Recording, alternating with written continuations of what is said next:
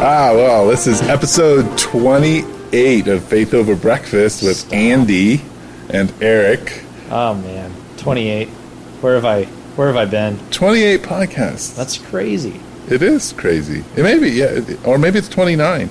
This is how organized we are. Yeah, as I can't remember. Welcome to the 28th or 9th episode of Faith Over Breakfast. And Andy's back, and we just go all over the place. Yeah. We talk about hair and cups. Hair and cups, at hospitality. The village, fail hospitality kind of things. Comedians in cars getting coffee, sabbaticals, buildings. New buildings. Wasn't there something else? People dropping off their furniture at the village. Yeah. As a storage. Tips for churches moving into a building they own for the first time. Right. Little personal stuff about why Andy isn't very confrontational. And why he's the most gentle man ever. Yeah, and why Eric's a good preacher. Yeah. Among other things. Yeah. And and then we had an idea just happen out of thin air for a potential new layer to what we do here. So check that out. Give us feedback. You should. This is one where let's see if anybody cares. Do you care? Listen to the idea we have. Email us at faithoverbreakfast@gmail.com and let us know if you think that's a good idea. That's right. Yeah, that'd be great. All right, we're signing off. See you guys later.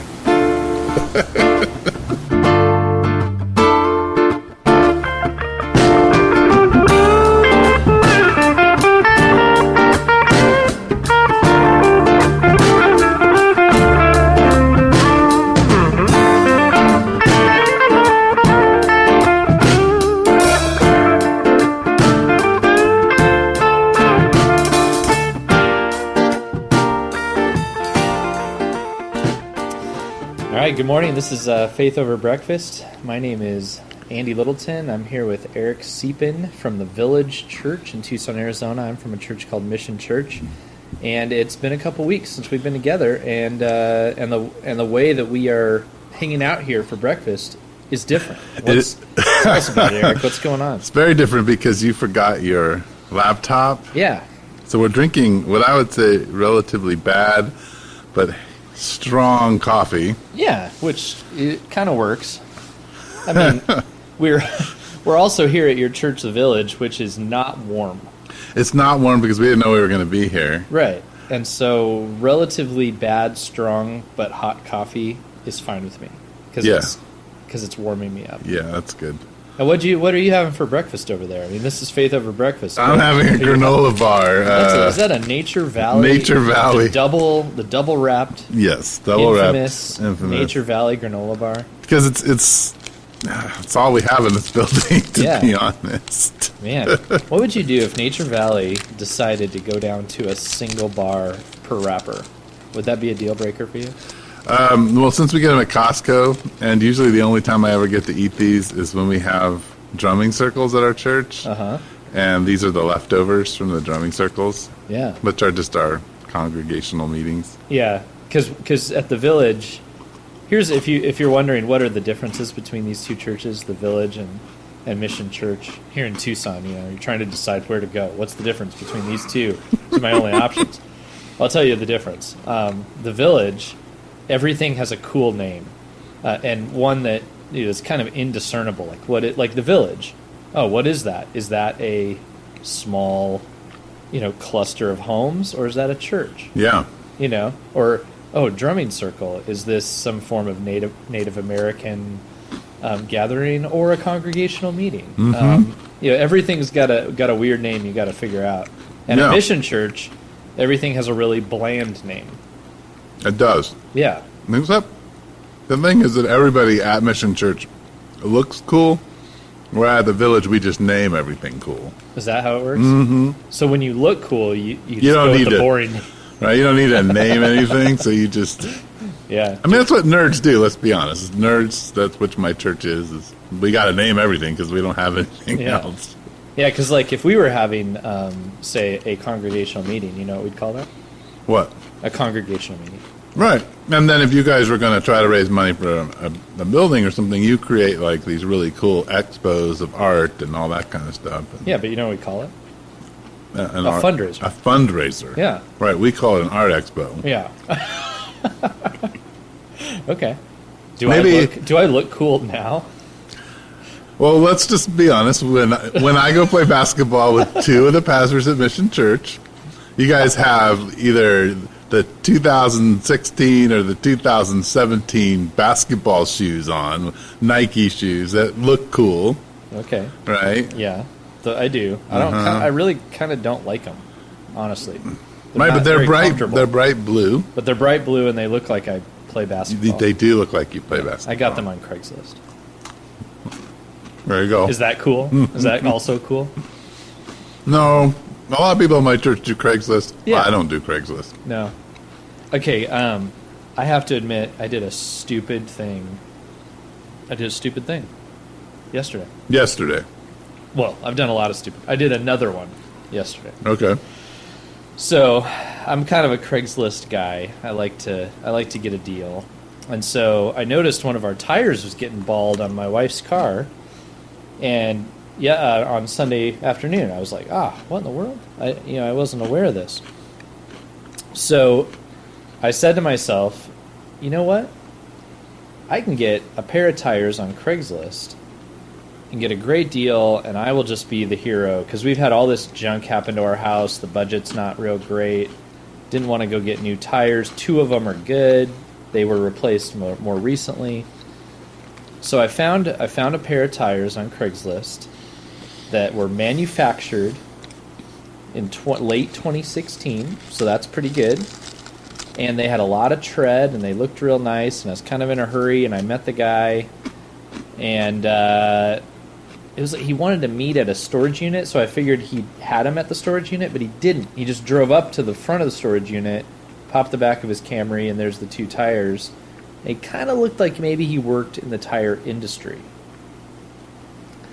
And so that, I don't know, I bought them, they looked good, took them to a place to get mounted. There was a hole in one of the tires that is currently repaired, but I don't feel good about it.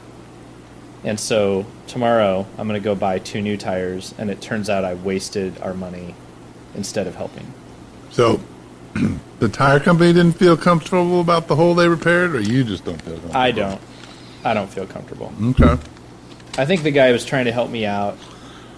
But they're only supposed to repair a hole that's like in the tread. Mm-hmm. This was on the outer edge of the tread, which from what I understand is where you're not supposed to do it anymore. And it'll probably be fine, but this is my wife's car. I don't want to do probably, He doesn't have to switch cars. Yeah, that's true. I could just fill our little tiny Pontiac hatchback with all my work materials for the business. Sure, okay. Yeah, that works. And then if I die, you have life insurance? Somebody gets a really nice pair of basketball shoes. I do. What size do you wear? 12. How about you? 13. Yeah. Well, that's pretty close. Yeah. Hurt my toes. But yeah, you don't want to hurt your toes. Anyway. So you've been gone you've been on sabbatical? I've been on what could be called a sabbatical. It's like a 2-week vacation. It was like a 2-week staycation that got interrupted. No, it was an odd time to take it. Yeah, it was odd, but it was necessary, I think. Because, if you all listen, my dad passed away. And that we're buying a building. So we're in escrow, so we'll close very soon. So what I was thinking was, at the church, that is. What I was thinking was, it's going to get really busy because we're going to fix up this building. And there was a lot going on with the fundraising and Christmas. If I was going to take some time to kind of work through stuff, like think through things with what's happened with my dad, I was going to need to do it before the building thing happened. Mm-hmm. That was my thought. So it was kind of a weird time, and we couldn't get away. My wife wasn't off.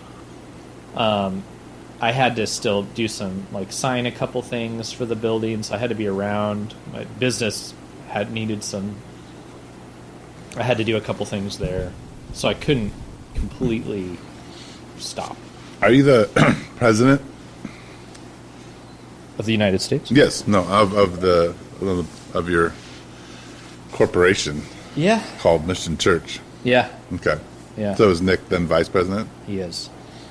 Yeah. And is what Mike your treasurer? No, treasurer, a guy named Andrew. Is he on the board of directors? Yeah. Mike is. No. He's how do they say that? He's not an officer. He's not. Maybe he's on the board. He's not an officer. All our elders are on the board. But he's not. Not an officer. Okay. Yeah. Interesting. Yeah. Why I know all the inner workings. Why did you guys do that? If you. Well, we had two churches. Right. And we had, 4 officers per. So it was kind of like, there are 2 officers that came from one of the churches, 2 that came from the other. Right. Gotcha. Yeah. Yeah. Interesting. Yeah. You seem offended. No. What's going on? I was actually thinking that usually when you have an employee in smaller organizations like churches and stuff, especially like your worship directors and people, you want them on the board of directors so you don't have to pay unemployment taxes. Oh. So you end up having to pay a lot more otherwise. So that's why I was just curious about that. I didn't even know that. Well, I'll tell you what is awesome is having Rod, who was an accountant and bookkeeper before he became a pastor. That helped us a lot in the beginning because he set up our whole system for us and helped us get everything lined up. Yeah. And then... You hear that Nature Valley crunch going on right there? Yeah, that was good. Mm-hmm. Mm-hmm. But anyway, nobody wants to hear about the inner workings of the finances of a Maybe they do. You know what? Small church. I'm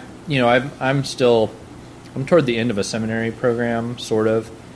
And they never get into that stuff. Yeah. And I feel like a lot of people, I guess if you're with a denomination, somebody kind of does it for you, right? That's what I hear. That's what I hear. Some of it, yeah. they do some of it for you. I mean, but you still, here's the funny thing is I ended up, at one point, advising a couple pastors at Foothills on how to do their, how to arrange their salaries. Oh. Because they were getting taxed so badly and because of the way. And really, like what I found is a lot of big churches even don't know the rules. Wow. And a lot of accountants don't know the rules about what you can deduct and what you can't deduct on their taxes. And interesting. Oh. We'll have to check that out. Yeah. Yeah. Well, anyway. But yeah, you've been gone for 2 weeks.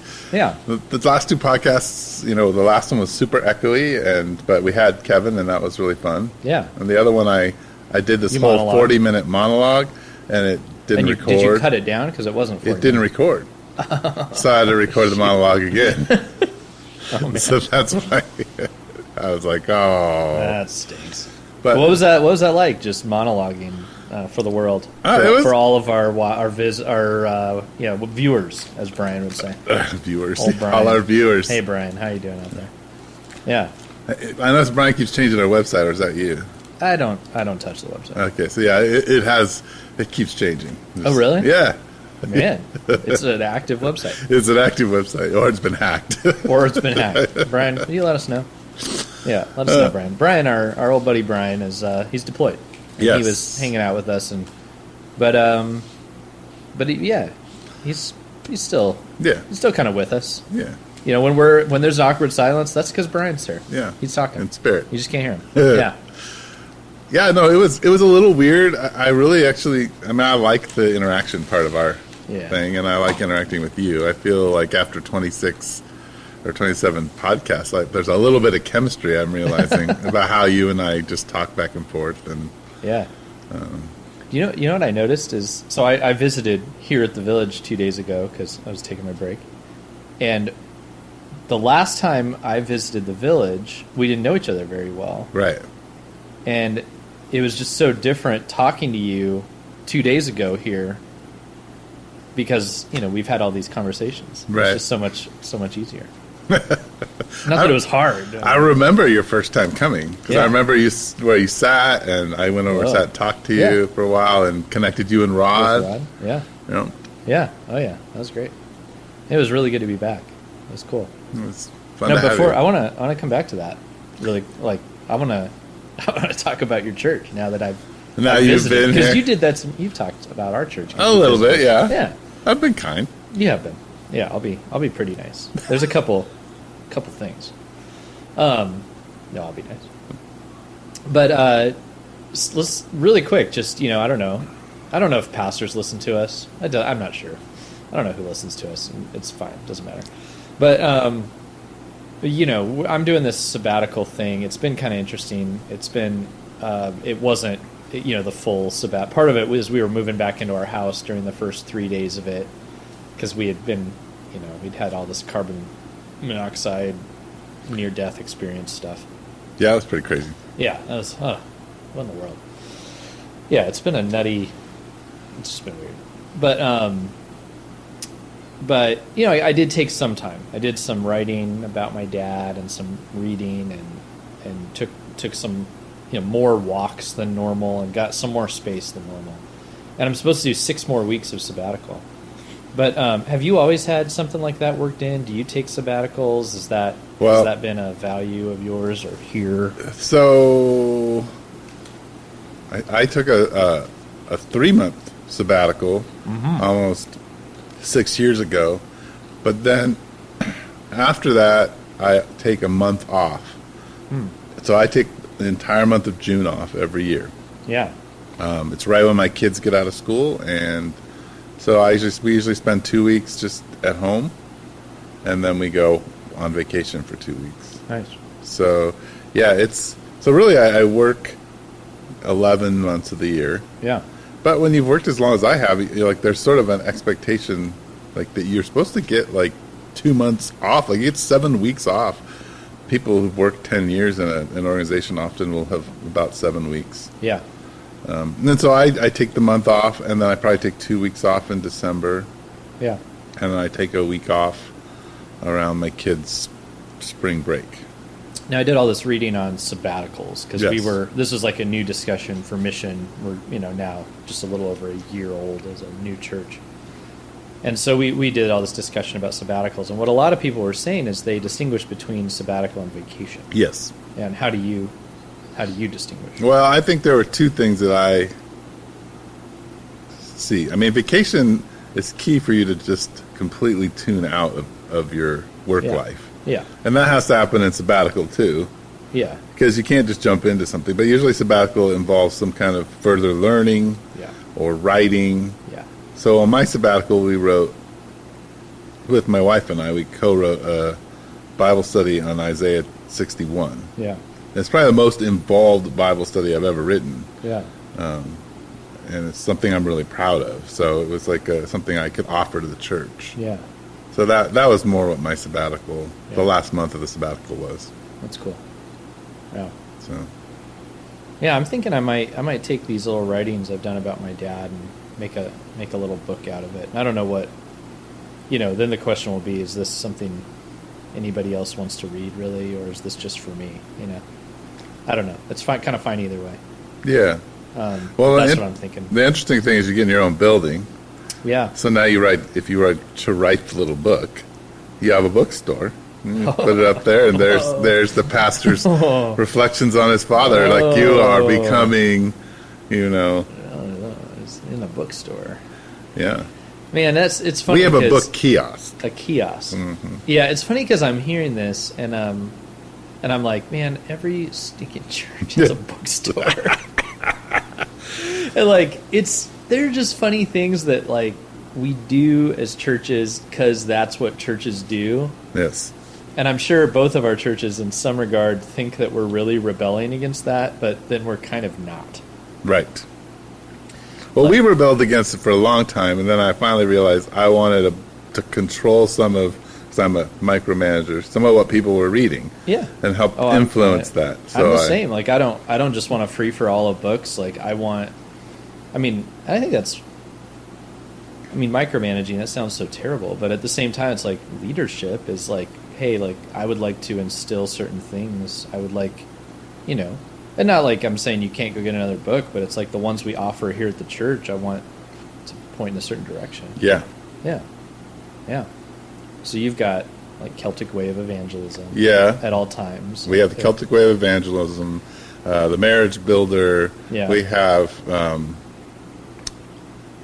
is it? Something to Community. It's one of my favorite books, but anyway. Yeah. It's a little book by Henry Nouwen's mentor. Uh-huh. And, yeah, you know, just a few books. Usually the books that we take our leadership through. I started to think, well, I'd like everybody. Oh, that's good. Because what we do is we have, I think, 5 books or 4 books that I make the leaders teach. Yeah. Like, over the years, because what I found is when you do book groups, people are like, oh, yeah, I read that book. And then you read it together and you talk about it and then that's it.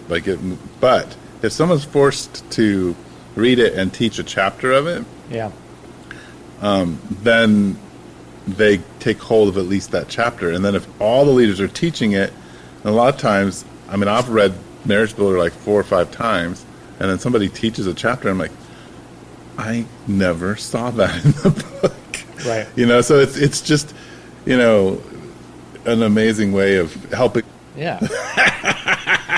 And, you know, some people would have just left the church. Like, I fished him on out of there, wiped him on the underside of one of these nice chairs, and just kept going. Oh my gosh. Oh, that's awesome. That is hilarious. So here's the funny thing about that is that last night I cooked a really amazing, I think, spaghetti dinner for my family and my community house. And as we're eating, not one, but 2 hairs ended up in Keith's spaghetti. And he was like, why do I have hair in my spaghetti? So here's the thing. And you said it was an angel hair, right? It may not have been the church. You may have had the privilege of having the pastor's frizzy hair glued to your cup. It probably was. I'm so sorry about that. Oh, yeah. Yeah. But I want to say something to that because you're getting a new building. Yeah. And one of the things that we've experienced, especially since we've handed out lots of keys and we got couches and stuff, is that people feel like, who will go to church here, that this is their second home in some way. So things like a couple days ago, somebody's seat to their like minivan ended up in the entryway of the church. That's been there for a while. Yep. Uh-huh. So I was like, whose is this? Nobody wants to own it. So I'm thinking, oh, maybe they didn't see whatever posts and I didn't ask the right people and there's somebody with the minivan, so they'll pick it up before church starts. No, they haven't picked it up. It's potentially been there since I visited 3 years ago. No. You don't think so? No. This came just last week. There may have been somebody else's chair that they put there. Okay. For some reason, I was like, when I walked up and I saw it on Sunday. Oh yeah. I was just like, yeah, it's always there. Yeah. No, it fits right into the way it fits. Our church works. But you should just open it and set it here in the sanctuary with all the other couches. I'm kind of starting to think that that's probably what's going to happen, just because I'm like, what? I don't know. But people begin to believe that this is their home, or this is the center where you drop off things. So if Andy needs something, well, Andy will be at church, so I'll just drop it there beforehand in the entryway. Yeah. So we have, bags of clothing. People drop off, food for somebody because they think they're going to be there. Like, so it's a house. Interesting. Yeah, that could happen. Yeah. What other? So we're about to close on this place, and we're about to do some stuff. We're about to clean it up and paint it and tear some stuff out and whatever, make it our own. And then we're gonna be there. I mean, for all of us, this is our first time. Epicenter had been around for 7 or so years. We'd been around for 3. We've always rented. This is our first time having a place. Yeah. So any encouragements or warnings? What's this going to be like for us? I think. How do you manage a bookstore? I would not put an alarm system on your building. Don't do it. We had one for the first year. Yeah. And it was a nightmare. Was it just always going off? It was, and it was driving our neighbors nuts. Oh, man. And it was either because somebody came by and they didn't know the code, or a few times, we didn't know the building very well. Somebody left the door unlocked and the wind blew the door open. Oh, yeah. And it'd go off. So finally it's just better, got to where you were like... Better to know your neighbors well enough for them to want you to be here, and they'll call you if something bad is happening. There's a commercial, like an electrical workers union across the street. They're never there. They're there during the week, during the day, but they're not there at night or on Sunday. And then we have apartment complexes on each side. Yeah. And so there's, transient, like neighbors, but maybe they're not going to live there that long. Right. So I don't know what that's going to be like. Yeah, so I would find good locks. Good locks. Yeah. Okay. That would be the... Good locks. Good locks, but not necessarily alarm system. That would be my... The other thing is, I don't know, you guys tend to be a little bit more precision about how you do stuff, and you have more skilled laborers than our church does. Wait, I have an idea on security. What about Nickelodeon GAC? I don't know what that is. You don't remember Nickelodeon GAC? I didn't have TV, man. I didn't really either, but I went to other people's houses. See, I wasn't really allowed. And there were these situations where people would walk through a door and just get gapped, where this slime would come, falling down and just absolutely cover them. What if we had some kind of system at the front door where if you walked in without, doing the right whatever, you get gacked? Yeah. That You're works. I'm just ignoring you right now. Yeah, I don't know what the gack thing. I'm thinking through that's a lot of cleanup, and well, yeah, that would be a lot of cleanup. I think you just have to have a grate in the floor where it just recycles the gack. You got to decide if your church is going to be the janitors, or if you guys are going to hire one. Well, we don't even pay our pastors and worship guy nearly what they're worth. What they're worth. So I don't. Now we might. We're looking into having an intern who would raise some money. Then maybe there's some chores. Maybe there's some. Maybe not. I don't know. Well, we always we're doing some. It's still only in conversation with the elders, so I can't really say much here. But we're doing some staff talking about what the staff is going to look like in the future. Yeah. And we were talking about there is always in job descriptions the 33% grind of your job that you don't like and that you don't want to do. So you're saying I better clean up. Or that's the intern's 33%. He's got to be the janitor. Yeah. Or she. So here's the thing. Right now we do a really great job of communal cleanup, but it's because there's this pressure from the other church that we rent from. And you don't have people going in and out of there that you guys are responsible for every... Yeah. And we don't like that pressure. That's part where we're like, So I have a feeling when the pressure's gone, the cleanup doesn't happen. Right. You noticed when you were here that we give that announcement every week of Look at all this junk. Look at everything. And it still didn't get cleaned very well. Look at all this stuff. Yeah. At least the dishes got done. That's our main goal, is to just get the dishes done. Everything else can be handled by the church. I remember who was sitting right there who left that stuff. Yeah, it was me. I thought you were over a little further. Yeah. Anyway. But some of this is from the meeting. Last meeting. I had to clean up after that. No, but the other thing I would say, I'm just thinking through things now, is that how many kids do you guys have now? Oh, it varies. It's in the church, a decent number, but I feel like on a given Sunday, 4 or 5. Right. So you haven't hit... maybe 4 or 5 in the kids' room. I don't know. 4 to 7 kids. You haven't hit the wave yet. No, but we've got some coming. Your wave is about 5 years. Some of the crock pots are plugged in. Yes. So my suggestion is that you build whatever you do to design things and layout is that you build now for as if you had about an average of 20 to 25 kids. Yeah. With some kind of organized program. Yeah, there's 2 rooms we're thinking are dedicated to kids. So we allow people to, kids are welcome in the service, but there's an optional kids lesson. And right now we don't always do it because there aren't always enough kids. So I'm thinking we're going to have a nursery for the little ones, and then a room for the kids lesson that could handle 20.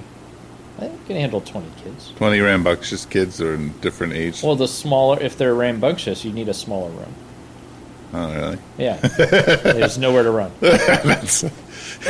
I remember And a lot of padding. I was like, okay, we got to change things. I'm sitting in a room.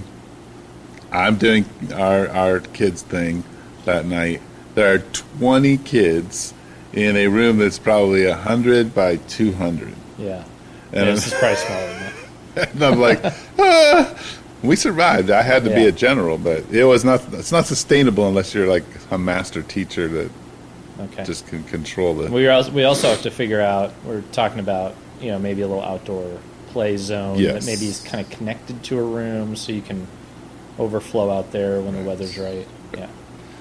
Right, and the nice thing is if you have any separate buildings and you have kids, you can't have double men.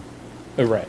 But if you have a whole flat unit like we do, It's or all connected, you could have 2 men in nursery, but you still have to oversee that. Yeah. But it's still legal. Okay. Yeah, we haven't had a whole lot of men even trying to do that. Yeah, well, we have our sort of mandatory volunteering Yeah. system that forces men to do nursery, which is great. That is cool. I actually I especially doing it. Yes, yeah, you don't want single men doing it. Yeah. Dads who've got babies are good. Yeah. Yeah, well, and then like doing little lessons for the kids, I think that's great, because it's usually like you go into those spaces and it's just all women. Mm-hmm. It's like that's great that the women are there and it's awesome, but I mean, I think these men are like, I mean, they're dads, like Yeah. they could teach some kids, and kids look up to them. They should be in there. Yeah. There's this church, and we're trying to follow their kind of lead. I think they did a good job. They're a small church, and they were having the same problem we were. They have ton of kids, not as many adults, 80 adults or whatever. And so what they said, well, like Vacation Bible schools run a certain way, and it's run with a lesson, with an activity, Yeah. and with a outdoor thing. Yeah. So they split their whole thing into lesson, Yeah. activity, and outdoor, and then you, as a volunteer, could sign up for just one of those. Yeah. And they split their kids into 3 groups, and then it was age done. Yeah. And they would just go from each one. So you had a set of kids for 15 minutes to 20 minutes, and you did the outdoor thing. So you could just sign up for that, and you run a game. Yeah. Then you send those kids in, and they hear the lesson, and then you send them over to the activity, and you're picking up another group. That's great. And it's super, because then a lot of times the dads are like, well, I love playing outdoor games. I'll sign up for that. And, or I like to just teach, but there's no way I'm doing crafts, you know. And so it seemed to work well, and we're trying to figure that out. It's a great idea. And see if that'll work. But Yeah, and we've got the kids with us during worship and the Lord's Supper. So the goal is that they're just out during the sermon, and so we call it the kids' lesson. But then our sermons, we keep saying we're going to be 30, 35 minutes, but we go long. We do. I've been listening to some of your sermons, and you just listen to mine, so I would love to hear a little bit of critique, not too horrible critique. But I will say that, like, I love listening to you and Nick preach. Yeah. But I have the same, I mean, you guys are really good. I have the same complaint that I have about many preachers. You guys speak slow. Speak slow. And Really? so sometimes, like, I could see myself, like, I almost feel like I blab, like, too much. I think your your content and your like flow is great. Like I've listened to like 3 or 4 of your sermons now, and I'm like, yeah, like I learn a lot and it's engaging. It's just that I sometimes run ahead of you and Nick too. It's not like it's and I do this with Rod. I keep telling Rod, I'm like, Rod, you gotta pick up your speed, gotta pace it a little bit more because people's brains are getting ahead of you. Interesting. So I don't know. That is just but like I would, like, you guys are really good. So it's always really deep and really thought out and well connected, and your stories are good. Are you falling asleep on us because of length, or no? No, I Not think really. Because I've heard people say like some people can talk longer than others. yes. Well, and I think that's why if you picked up the pacing, you could talk longer, or you might shorten your sermon by say the same amount of stuff. Yeah, as you say them the same amount. And I think, like, for me, that was the thing when I was early on speaking was I wanted to say things very precisely, Yeah. and I wanted to make sure I didn't make any mistakes, and I wanted to be clear on my doctrine. And so sometimes I would slow down just to make sure everything was precise and clear. Yeah. But yeah, I wouldn't say when I critique you is that you blab. You don't rabbit trail a lot. Huh. Like, you don't tell stories and where you're like, huh, wonder what that story had anything to do with what we're talking Where about. am I going here? Yeah. But yeah, so okay. no, I mean, I really like, I like listening to both of you. Yeah. That's awesome. Yeah, I mean, you guys are like, I wouldn't be like, oh man, they say they're reformed, but they don't know. They don't know what that word means. No, you guys, yeah, that's what comes across is that you're committed to what Scripture has to say about things, and your life is pretty open in what you're saying. Yeah. Okay. That's cool. Yeah, I don't have a big critique. I actually just enjoyed being here, and the funny things were, the hair, that was fun. I was like, I'm going to bring up the hair, and I'm going to tell Rod that he violated some form of hospitality rule. You should. I'm going to get on his case. Tell him that he needs to be a better overseer of dishwashing. Absolutely. And then Rod had come to our church and felt like people weren't interacting, and it's probably the opposite here. Or at least I'm sure it's not always the case. We know some people, so there's that. But I could see we were comfortable with it because we knew people, but at the same time, like, I could see getting a little overwhelmed by the amount of like engagement. People like, hey, how are you? What's your name? What's going on? I could see if I weren't used to that by being like involved. Say I'm walking into a church, and I'm like, I want to try this out. I could see myself being like, oh my gosh, that's a lot. Yes. Yeah, but you guys know that, and that's okay because there's plenty of churches you can go and just fade into the background. Yeah, or that's a good thought though, not to overwhelm people. Yeah, it's like the balance. Obviously we aren't striking it. It probably depends on the day or who's at the door area when you walk in or whatever, right? At your church too. Yeah. And then, actually, like the thing I thought was cool, you were teaching on parenting out of Psalm 23, which is I hadn't really heard somebody do that, and so it made a lot of sense. Here's how God parents us. And the thing I thought was great was, as you were teaching, I was like, man, this is the genius of this is that I am thinking through how God parents me as much, if not more, than I'm thinking through how to parent kids. And so the relevance of this to anybody in the room, to me, was evident. I was like, oh man, like the shepherd would be willing to break the legs of the sheep if that were what they needed. And I wasn't so much sitting there thinking of Abby like, oh man, how do I like rip into Abby? I was sitting there going like, oh no, maybe that's what's going on. Maybe that's what God's trying to do to me right now. Maybe that's why the carbon dioxide or whatever. Yeah. Yes. And that's just the beginning. That's just where he knocked me over, and then yeah.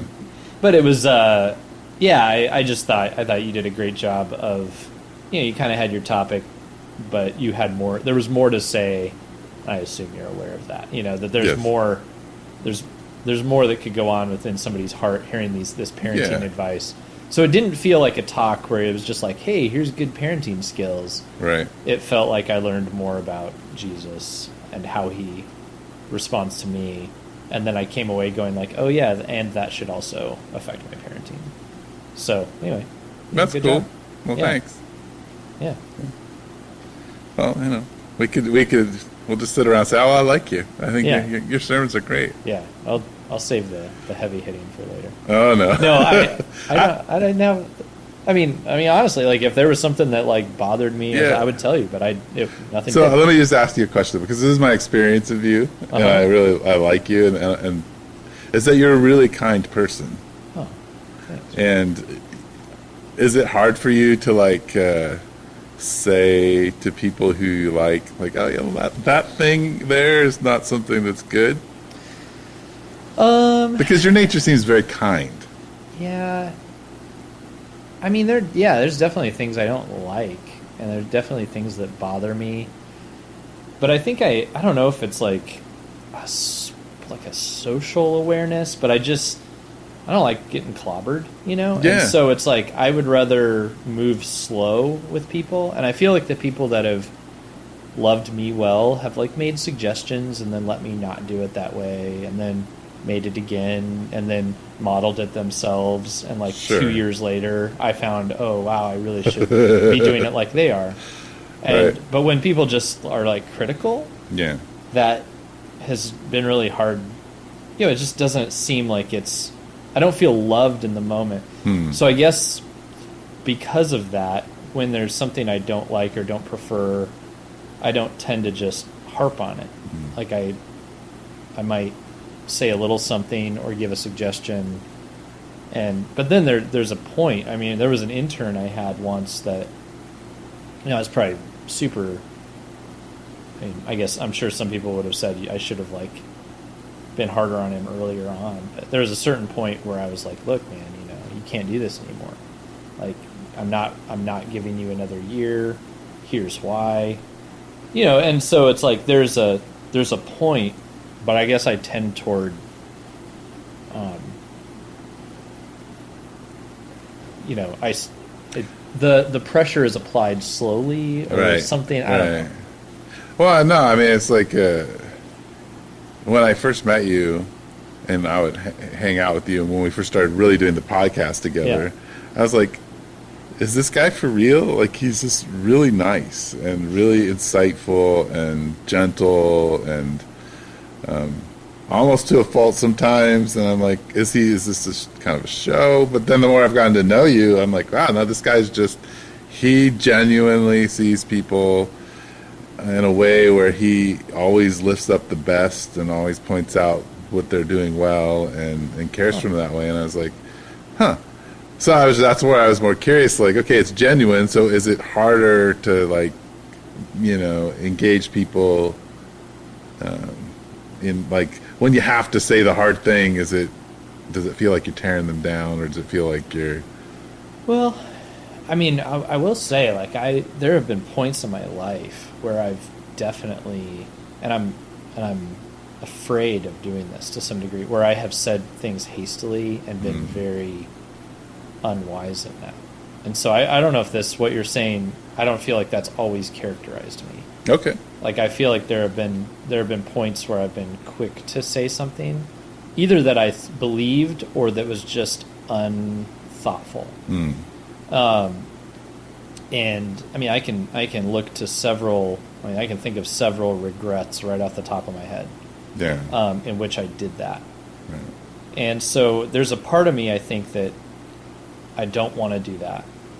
You know, and that maybe sometimes that fear has gotten in the way of saying something I should say. Right. And so, like, the new tension for me is like, okay, so I've become less apt to be harsh or to just say what I'm thinking.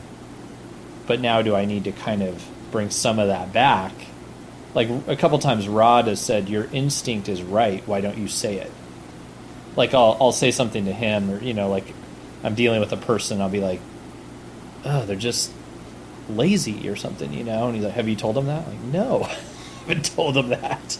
Interesting. You know, and he'd be like, you should. And I'm like, oh, you know, he said to me before, yeah, your instinct was really good. You just seem like you don't, if you went with your first instinct, and that's where I've told him too, like, yeah, but I've done that and really made some mistakes. And so maybe I don't want to go with my first instinct, but maybe I don't want to always shut down my first instinct. Like, learning to discern that instinct, I guess, and then move on it. I don't know. That's interesting. Yeah. Yeah, so I mean, so what you're saying is you've had a lot of life experiences where you've hurt people. I have. Inappropriately or in ways that aren't good, and so you've learned from that. Yeah. In a lot of ways, and changed some of the way you interact. For sure. Oh yeah. Yeah. Yeah. Yeah, I can have. I mean, I can definitely have a. I can really tear somebody down with my speech. And that's something I'm super aware of. So, yeah, I guess. But I also don't want to disengage when I should engage. Right. Yeah. Well, that's probably what I like most about your preaching is that I think your kindness comes across. Like you're a very generous person in the way you interact. And I think that comes across in a big way in the way you preach. So that's what one of my, and I could, if I go back and listen to your sermons, I could give you specific examples of that, but that's just sort of an experience I have when I listen to you. Yeah. And it could be because maybe I just hang out with you more now. I'm like, oh yeah, that's Andy. Like, you become affectionate for the person preaching once you sort of, you lose a lot of the critique. Like if I had just listened to you and somebody said, hey, analyze this, it'd be a very different than now where I'm like, oh yeah, I'm going to listen to Andy. Yeah, same. If somebody sent me an audio file of your sermon, I'm sure I could have sat down and found some things or whatever. But I wasn't thinking about that because I just was curious what my friend Eric was going to say about this, you know? And so I wasn't in that mindset, which I'm really grateful for because I was kind of nervous about visiting. We visited 2 churches here and one called Vineyard Christian Community. Oh, so you went to Vineyard? Yeah. Did you bring them their trophy? Yeah, I brought them a trophy. Yeah, it was fun. It was really nice to be there. So funny. They were super generous to those who are listening. They were super generous to us in the building. I mean, really above and beyond what we ever would have expected from a church. It was a cool, they really, they had paid off a debt this year and took it upon themselves to, since they had that financial freedom to bless somebody and picked us, and really cool, really special. And so yeah, we gave them a trophy. But I was kind of nervous about it because sometimes I don't enjoy visiting churches because I go and I'm looking around at everything they do, and I'm, the sermon, I'm like, I don't know, or I'm like thinking about it too much, and I'm not just there receiving because this is what I do all the time. Yeah. And that stinks, because I want to just be able to go and kind of just to get to go and receive, and but that really happened, I think at both churches, because I know both pastors, and it wasn't, and maybe that's the key, is when you go somewhere you don't know this person, you have all your feelers up and you're like, what's happening here? But when this is a friend, you trust them. Yeah. And maybe that's the way to visit church if you really want to be refreshed, because I didn't feel that here, or at Vineyard. That's cool. Yeah. 2 very cool churches too. Yeah. So this is because you're a man in the know. In the know. Yeah, you often are a little bit more in the know in the church world here in Tucson than I am. But have you heard of this church, Hope Church in Southside, who is run by a Korean pastor? It's like a homeless church. No. Apparently, this pastor, they have homeless people living in the church building. Oh. They go through this program, and those guys are on leadership. They're the leadership team. Wow. And they're reaching out to homeless people. And I think the church is majority homeless. And my mother got a phone call saying, hey, I've got 4 or 5 homeless guys who want to do Potter's Wheel. Awesome. That's interesting. That's sweet. Yes, I'd never heard of it. She was asking me if I'd ever heard of it. I'm like, no. But yeah, as you're talking about it, I have some vague recollection of hearing about something like that. But if it was just in passing, if I did. Yeah. Yeah. That's interesting. Yeah, we should go check it out. Coffee. Yeah, it should be pastors in cars getting coffee. Oh, we should completely change this Yeah, let's just go imitate Seinfeld. Just imitate Jerry Seinfeld. Well, you're the man who always takes pictures of your cars that you've owned, so at some level we already have a little bit of that shtick going. Except Jerry drives really cool cars. We should drive really random, boring, or beat up cars that we borrow from congregants. That we borrow from people in our church. Yes. Oh man. And instead of having it on camera, we'll just be driving around. Just audio. We'll just give you little sound bites of like, well, listen to the engine knocking, you know. This is a 6-cylinder running on 5. Yeah. Yeah, so you mentioned in the sermon comedians in cars getting coffee and the Howard Stern. Yes. And that was a really interesting one. I mean, Howard Stern, wow, that guy was just talking. He was very talkative. Wow. And then, which I guess makes sense why he was on radio, though, because you got to fill a bunch of dead air, which is, I get that. I could do that. But he said this thing about his father and what his longing there, and that was huge. But I've been listening. I've been watching those lately. I've known about them for the longest time. Never watched them. Just started watching them, and I'm a Jerry Seinfeld fan. But yeah, that was cool. And I was thinking about that. I was like, this could totally be done as pastors, where you just like take people out, plow in, get to know them a little better. But that, what would be fun with that would be to borrow our congregants' cars, but then go visit the different pastors of the city. There you go. Like, and go take them out to coffee, and just get to know them a little better. Bring the mic. I often listen to this podcast called 200 Churches. Yeah. It's a podcast driven to churches under 200. And the pastor, one of the guys who's a pastor there, he just got a new church in a new town. And so he's going around to every single pastor in the town, just taking them out to coffee and talking to them and hearing about their church. And I thought that was very fascinating. Yeah. Like, he just wants to be connected to them and cheer them on and support them, which is, I think with small churches, we're all like, we lose a family and you're losing giving, you're losing relationship. It's so painful. Yeah. Because they're interconnected into your kids are losing connection with their friends. And so you're terrified of this church taking your people and that church, there's more competition, Yeah. So it'd be cool to just enjoy. Maybe we should. It could be clergy in cars getting coffee. And then you've got the C's. Or is that too close to Seinfeld? It could be... What kind of vehicle name starts with a P? Nothing I can think of. Yeah. I don't know. Pastors in paddy wagons getting pancakes. Oh, we could just... yeah. Ministers in minivans getting milkshakes. Oh. So neither one of us have a minivan. No. And but there are a lot in my church. Yeah. Apparently people take the back seats out of them and leave them at church. So That's yes. right. Yes.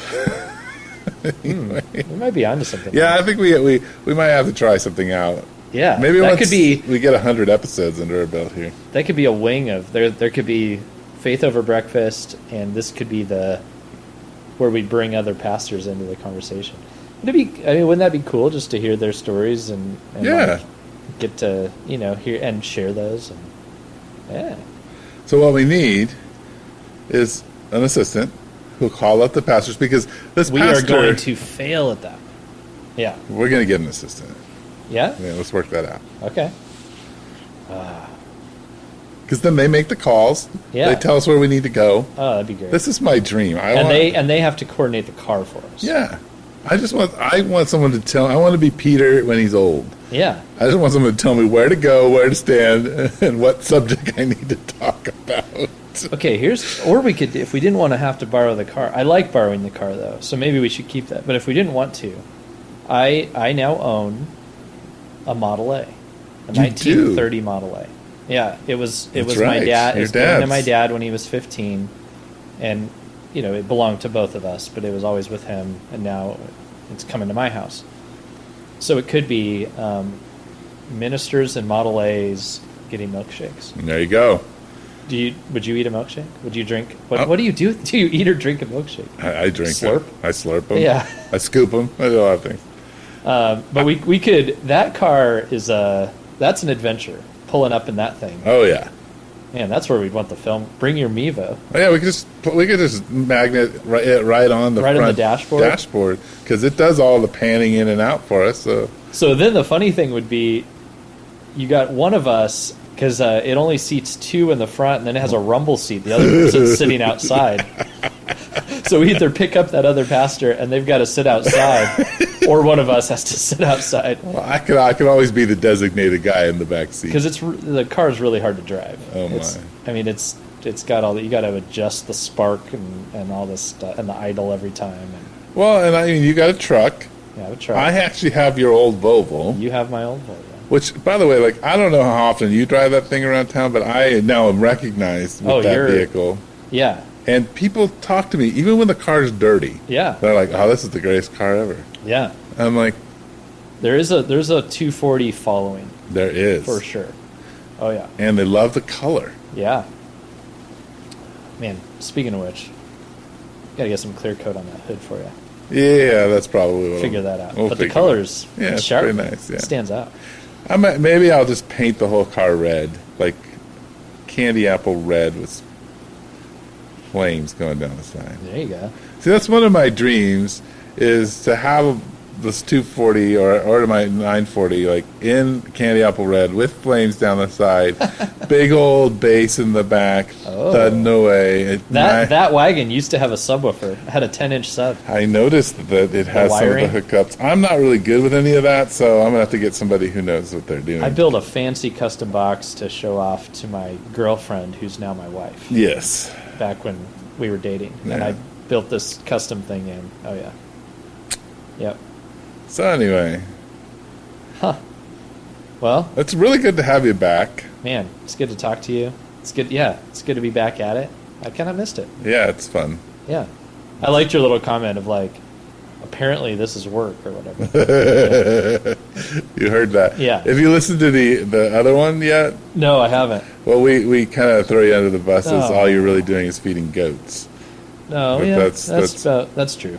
No. Yeah, instead You of had to faith over feed your breakfast, goats, I'm yeah. out just managing all the animals. Your farm animals, yeah. Oh, yeah, that's true. Yeah, no, it's actually it reminded me of Talking Culture, having Kevin, because Yeah. his huge vocabulary, and he's always got some funny thing to talk to us about. So Yeah. it's more, it's Kevin doing Kevin, and I love Kevin. Yeah. Oh man.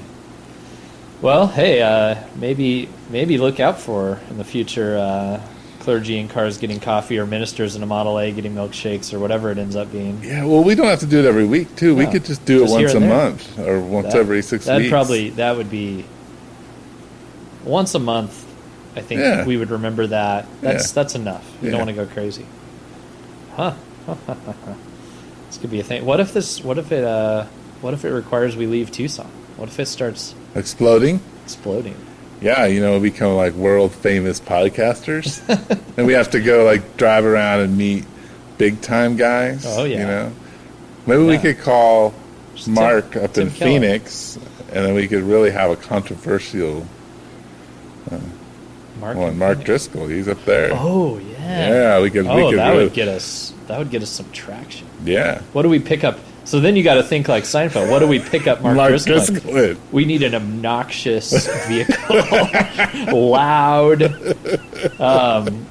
Like what? Yeah, you got to get that. Just the muscle car with the blower that's just like. Yeah. And then he's going to want to drive it. Yeah, of course. Yeah. That's. Yeah. I'm not going to be in the car while he's driving. No, he's probably a really He boring probably driver. is. He's probably very He good. probably has a minivan. He drove a Toyota truck around forever in Seattle. So. Yeah. Yeah. Anyway. Well, okay. I guess that's where we sign off. Yeah. Anyway. Faith over breakfast. Thanks for joining us. Yeah.